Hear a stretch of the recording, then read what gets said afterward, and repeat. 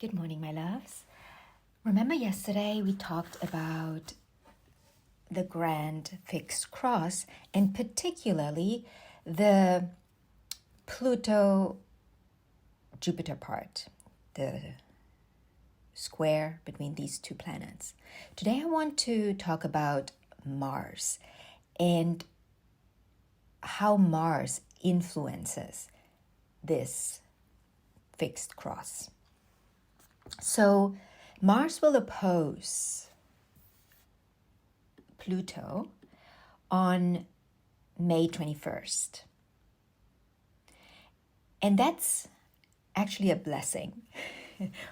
I will get to why that is a blessing a little later.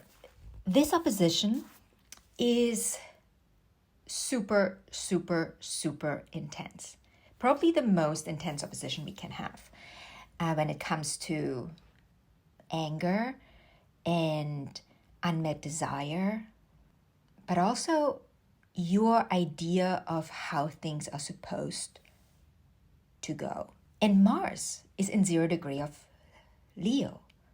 So it just left Cancer, where it is not at its best. Mars in Cancer is a little frustrated because he has to deal with emotions and he wants to hide, which is not really Martian because Mars is at his best in Aries where he can just soldier on. He's just going where the issue is.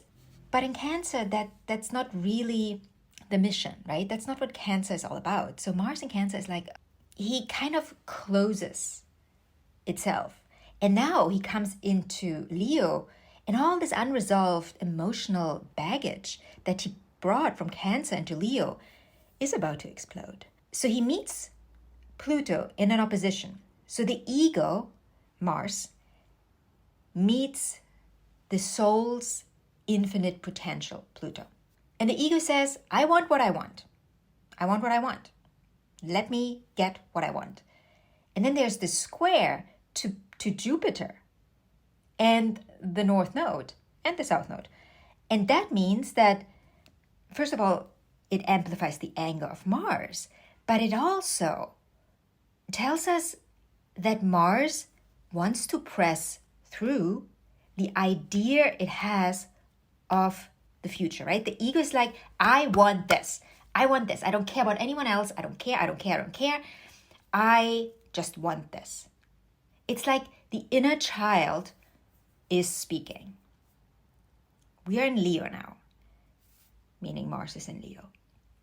So it's like, I want this and I'm on fire and I'm going to burn down the house if you don't give me what I want. So now let's get back to Pluto.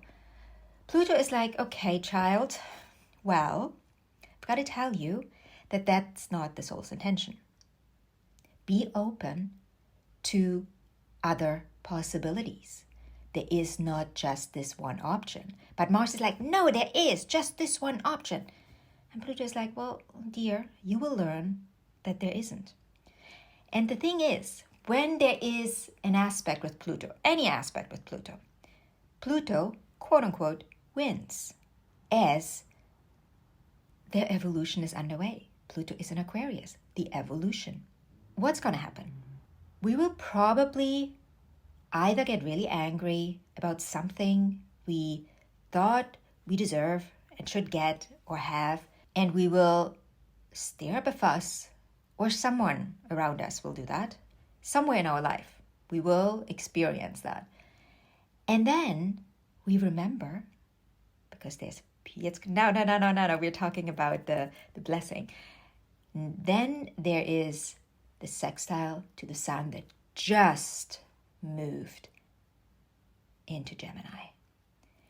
And that's where we now are able to see that there is possibly another way. Gemini is mutual and it's full of ideas. Oh my God, all these ideas. So now we have the chance to see that there are other ideas that we might have not considered, other ways that we might have not considered. So the thing though with the sextile is that it's not as obvious. It's not, because it's not as tenuous, it's not as obvious. So like a square is always the most obvious, and it usually also the opposition. And so that's why we call them the difficult aspects. They are the loudest. So sometimes we tend to not hear the more subtle, quote unquote, calls. So that sextile to the sun from Mars and the trine from Pluto to the sun is the new potential. And the new potential is change.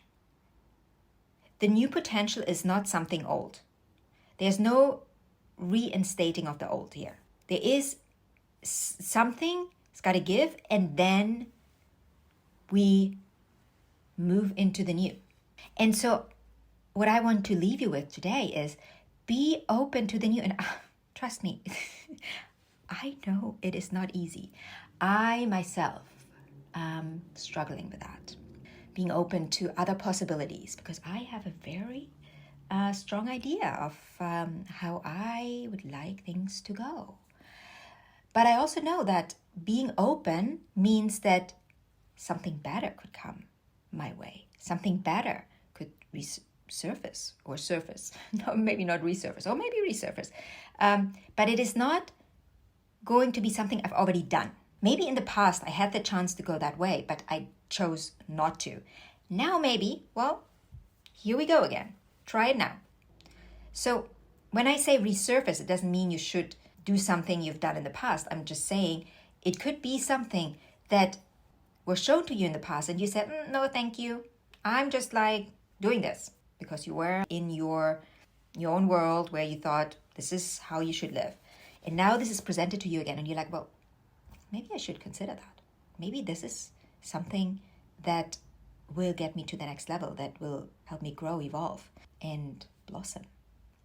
So again, be open. And remember that we still also have Saturn trining and sextiling the nodes, which is telling us that letting go of the past and building the future. And Saturn is in Pisces, so we gotta allow ourselves to follow our dreams with an open heart and an open mind. So that's it for today. I'll talk to you again probably on Tuesday or Wednesday. We'll see.